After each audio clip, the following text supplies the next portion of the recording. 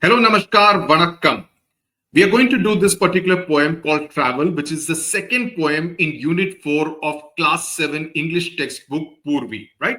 It's a very short poem of just 3 stanzas, not very complex. In fact, I'm trying not to make it complicated for you because it's at Class 7 level.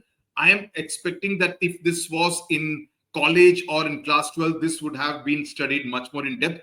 I thought this was a slightly strange kind of poem. I'll tell you why I'm saying that. But before that, let's quickly do this kind of exercises. Okay, modes of transport. If you were to travel somewhere, what are the different modes of transport that you would take? You would take a bus, you would take a train, you could take a plane, you could take a ship, you could take a boat, etc. Reasons of work, it could be for leisure, right? It could be to visit family and friends. Joy could be joy, happiness, excitement, all these different kind of feelings you would get when you are traveling. What are the other kind of things that you would expect? Exploring, you could say trekking, you could say river rafting, which we studied in a previous chapter. Destinations, it could be riverside, it could be beach, it could be mountains, etc. Challenges could be bad weather, it could be riots in a particular place, it could be natural calamity. Suppose there is an earthquake, etc., God forbid, which happens, or a landslide, which happens when you are there. Okay. So why am I calling it a slightly abstract kind of poem? Because it talks about a railroad track being there, but it says that no train passes by that place. So which I found a little strange to actually expect. What I'm going to do this, in order to make it easy for you, I'm going to teach with the help of my notes so that you can take a screenshot, full screen, it's available for you. You can take a screenshot and be able to understand it that much better. Okay, so here we come. This is a poem written by American poet Edna St. Vincent Millay. What is the poem about? The poem essentially shows a very strong wish on part of the poet to escape. Now, this particular word is very important when you are writing an answer on this particular poem or any question asked from this poem, and go on adventures. The poet loves her life and friends, but she feels attracted to the train, which stands for her wish for freedom. So the train is a symbol. The train is a symbol for her wish for freedom. The train is physically not there. She's not seeing the train, but the train is symbolizing her wish to be completely free and independent, and also to be able to travel to see new places. So it is a train which is there in her mind.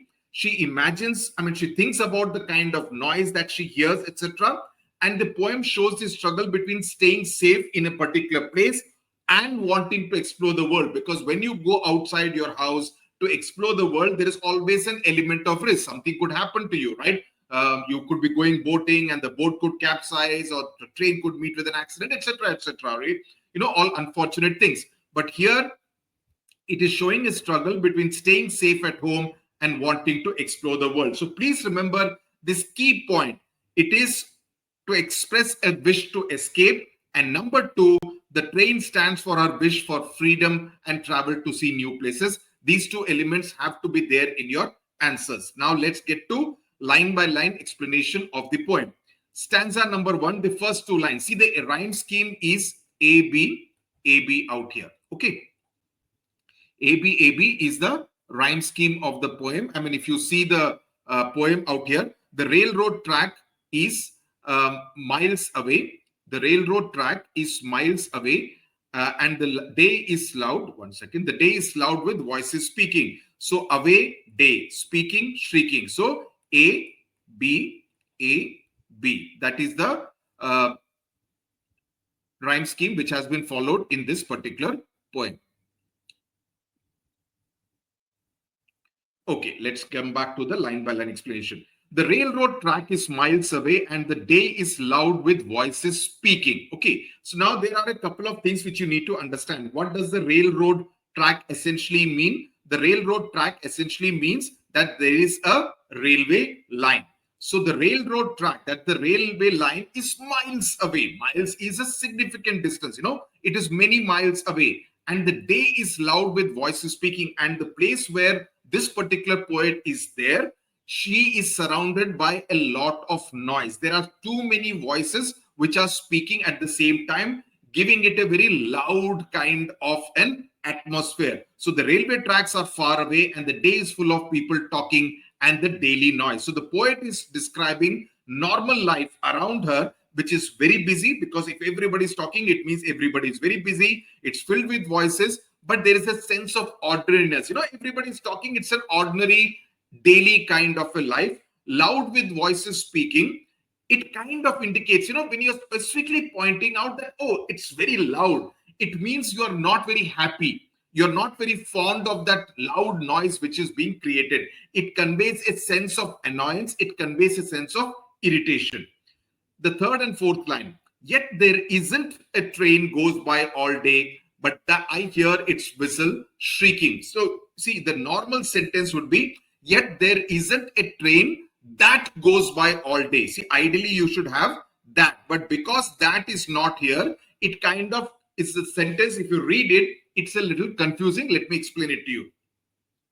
So in the third and fourth line, what is being said is that still, even when there is no train that passes all day on that railway track, I imagine hearing its whistle loudly. Shrieking means high-pitched, loud sound of the train, right? It will make that whoo kind of a sound, and that is what she's imagining to hear. She feels a call of the train. It is not real sound, but it conveys her wish to travel and escape. So she's imagining this sound despite the loud noises around her, and that is an indication of her desire to escape from that place.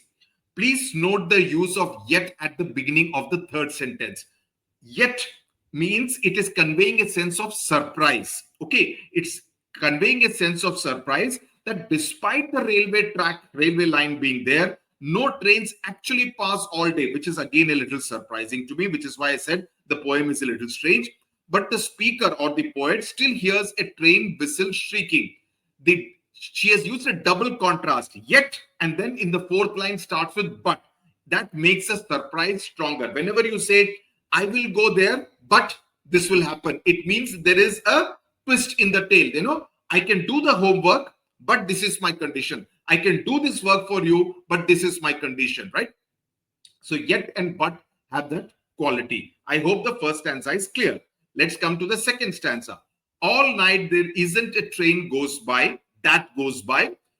That is missing. Though the night is still for sleep and dreaming. So what is being said is that at night, no train goes by either. There is no train which passes on that railway line even at night. So I still wonder, what is the railway line there for? The night is quiet. The night is absolutely still. Still means calm and quiet and peaceful, and it is a time for sleeping and dreaming. Now everything is calm, but her mind, the poet's mind, is still very restless. Still means calm and quiet and silent. Okay, but I see its cinders red on the sky and hear its engine steaming. Cinders is conveying to the burning coal pieces, which kind of leave some red kind of the flicker you can see in the sky, right? Steaming is a sound of the steam engine coming out of engine.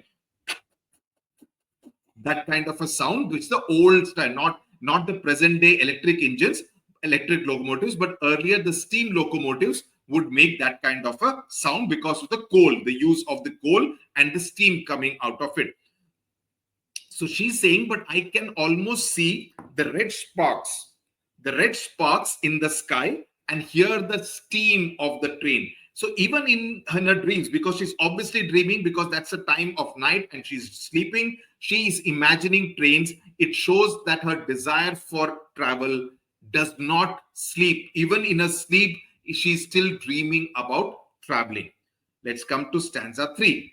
My heart is warm with friends I make, and better friends I will not be knowing.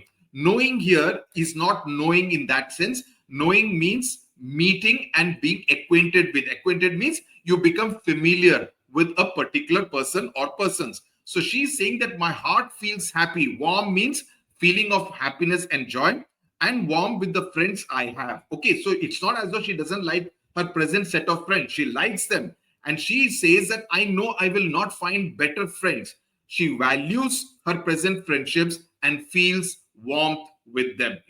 And I am not likely to meet better friends than the present set of friends that I have. That is what this particular sentence means. So she values her present friendship and feels warmth and feels love for them, affection for them. She's fond of them.